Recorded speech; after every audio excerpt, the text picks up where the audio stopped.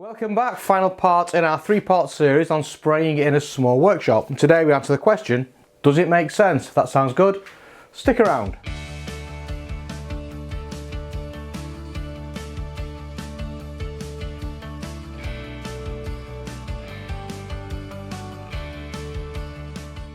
So we made it, the final episode in our mini-series looking at spraying in the small workshop.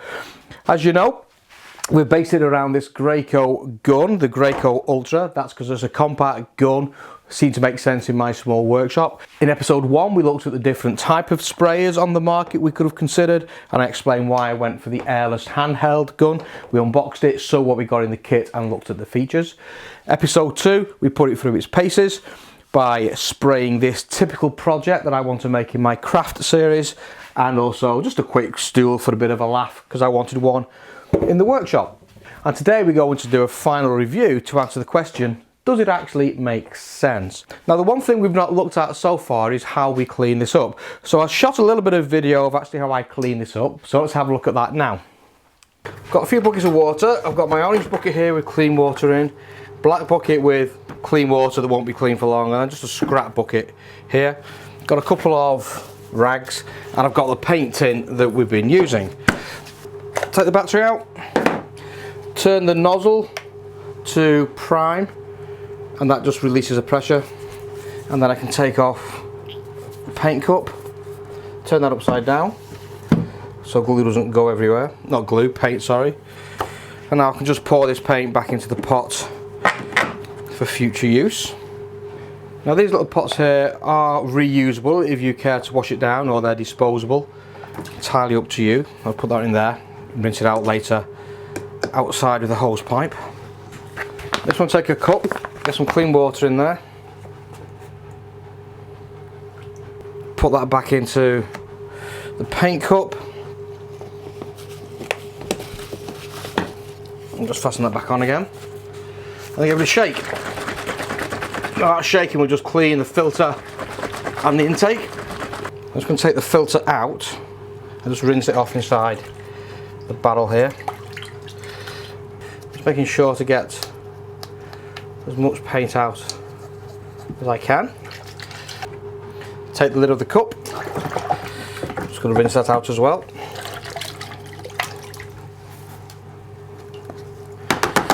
Okay, then I can put the cap back on the cup. Going to drop the battery back in. Turn to 10.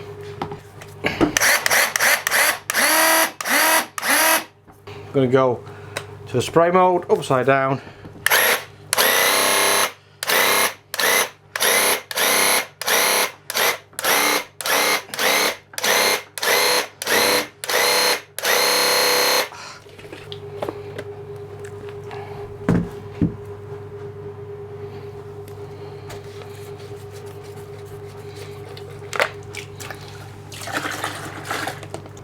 Just taking out the spray tip, rinsing that through in the clean water.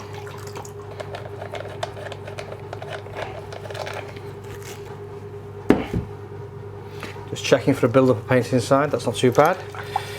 Just rinse that off as well. Just going to screw back on the nozzle, throw it back in the spray tip. Just got some conditioner here for spray guns. I'm just going to pour that into the reservoir here, and that'll just protect it.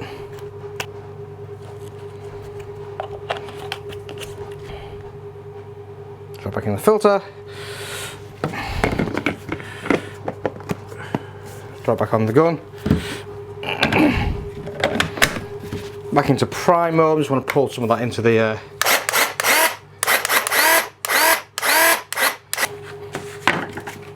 there you go. Cleaned for another day. Put the batteries on charge and we're good to go next time. So not a big job, a messy job, but then again, cleaning anything up, be it paintbrushes, be it rollers, be it a spray gun, I think is relatively messy. It's not a job I personally enjoy.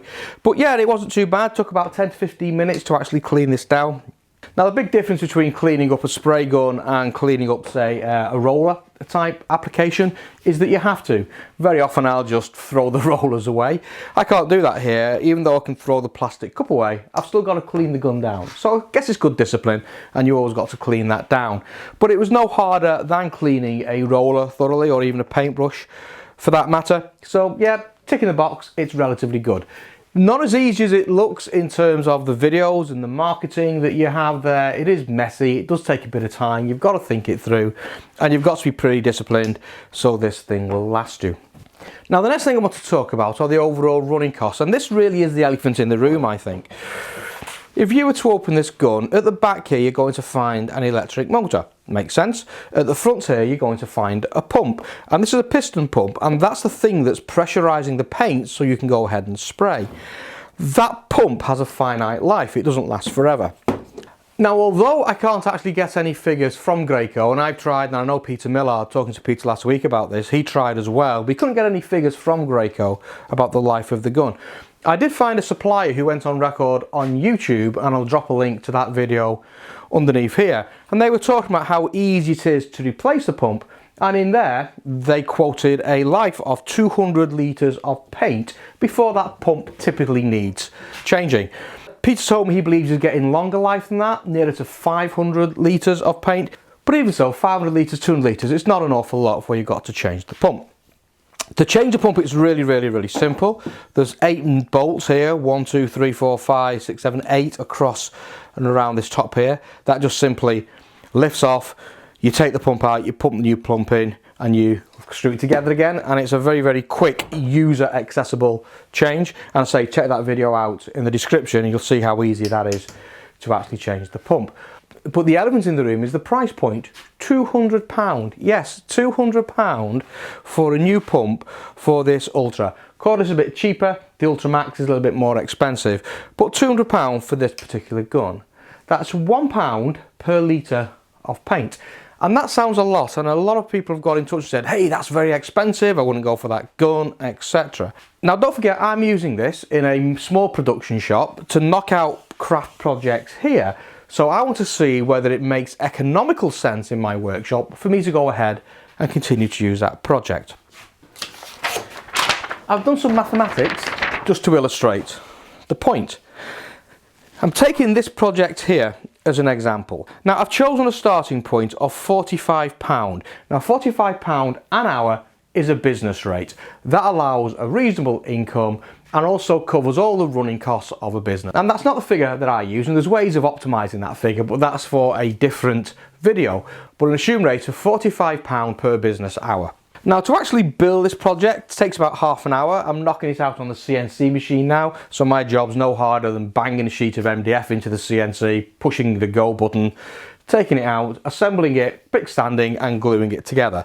And I can knock one of these up now in half an hour. So I've allowed for half an hour in terms of project builds. To paint this by hand with my little roller and my brushes and what have you takes around about half an hour as well, to get a couple of coats of primer on there and then a couple of coats of top coat and rubbing it down in between. So about half an hour. If I'm using the spray gun, it's taking me about 10 to 15 minutes to actually get the thing sprayed. Material costs are pretty consistent no matter whether you're using a hand sprayer or a hand painting. So it's about £12 for the MDF material, it's about £1.40 for the primer that's used on here, and it's about £1.60 for the chalk paint, bearing in mind that's quite an expensive chalk paint. So I understand my basic costs. Now what I've then done is multiplied that together. So to build a project will cost me about £22.50 in terms of business hours. To hand paint it will cost me £22.50 as well. To spray it will cost me £11.25. Now all those figures are based on how long it takes me, referencing that business hour rate that we spoke about. And I've also allowed for a pump overhead. I'm working on the basis that this took about 1/4 of a litre of sprayed paint, including primer and the chalk paint at the top.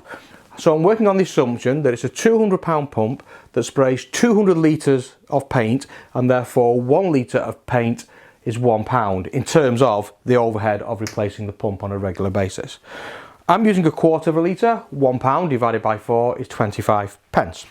So when you bring all that together, if I was to create this and advertise it on somewhere Etsy or my web store today, and I was hand finishing it, hand painting it, it'd be about £60. I'd probably come down to £59.99, but round about £60. If I was to put that same product on the market but allow for a spray finish, including the overhead of a pump that we know might well fail us, that will come in about £49. So I've got £49 versus £60, even when I allow for the overhead of that pump. So £200 sounds a lot. 200 litres of paint doesn't sound like a lot when you think about the life of that. But economically, for the things that I do, it's viable. It's viable. Now that's actually not how I would price a project, because that's a labour value type model, which is not really what you want to use in your projects. But it's a very, very quick mathematical indication. Hand painting, £60, spray painting, including the overhead of the pump, £49. So it therefore gives you a good indication that this would be an economically viable product for this type of business doing that type of product. So ticking the box from an economical point of view. Now I did learn a few things as I was going through the experiments, and the first thing is, once I've got my workshop covered in polythene, my workshop is out of commission. So in that scenario, it doesn't matter whether this is quicker or not, because I can't do anything else with those hours. Yes, I might be able to go away and do some books or some administration or do some design work or go and see a customer, but I've got to plan all that in. So the idea of taking the workshop out of commission because I'm spraying just doesn't make sense to me. So I need to find a better way of doing that. I can't cover this in plastic because I lose the workshop. You've probably seen it a few times in other videos. Just off to the right hand side here, I do have a wood storage area, and ultimately I'm going to put the CNC machine in there, so I'm going to claim that space back for a bit more workshop space as well as the wood storage area. Now inside there's enough room to build a small spray bench, a portable fold-up small spray bench that was perfect for doing this type of project, and some additional drying racks where these projects can dry, so my workshop is still available to me. I need to be able to set that up quickly and take it down quickly. And a number of you have recommended spray tents. Some of you have come along and said, hey, I use grow tents, like the plastic greenhouse type affairs, and I use one of those for spraying in, and it's perfect. Other people have said, hey, we've been to IKEA and we've just bought a cheap child's tent, and that's working really, really well. Other people have come along and said, hey, I actually got a purpose-built spray tent. So what I've done, I've actually ordered a spray tent. And combination of COVID and Brexit means most things in the UK are currently on back order at the moment. So that's coming in about 2 to 3 weeks. So I will do a follow-on video that starts to look at the concept of a spray tent. Now, if that works, if that idea does actually work, it's no harder than popping up a spray tent that's about half the size of my workbench, putting in my area, spray, and it's all self-contained. And if that was going on in a spare room over here, which is half a garage size where I store my wood, if that was going on in there, then I think that will work incredibly well. So the next part of my adventure is going to be a spray tent. That should get rid of all the plastic demands that I have around the workshop. That means I can still use the workshop while I've sprayed something and that's painting. That then does make that viable. Without that sort of solution, with the workshop out of bounds, no, that wouldn't make sense to me. Wouldn't make sense to me because it would slow production down, and production time is profit and money revenue for the business. The other thing I've been looking at is the overspray. Now I'll give you some misinformation here. These are all these tips are numbered. This is a 410, 410, and I said the first number 4 was a 4-inch spray when you were 12 inches from the surface. That's incorrect.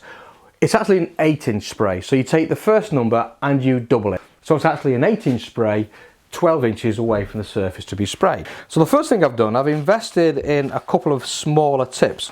This is a 314 tip, so that's going to be 6 inches as opposed to 8 inches. And this is a 214 tip, that's going to be 4 inches as opposed to 8 inches. Now the reason I've gone down in that fan, in that distance, is to reduce the overspray. 4-inch spray on a project of this size feels reasonable to me. So I'm going to play with the different tip sizes and that spray tent to give me the optimal solution.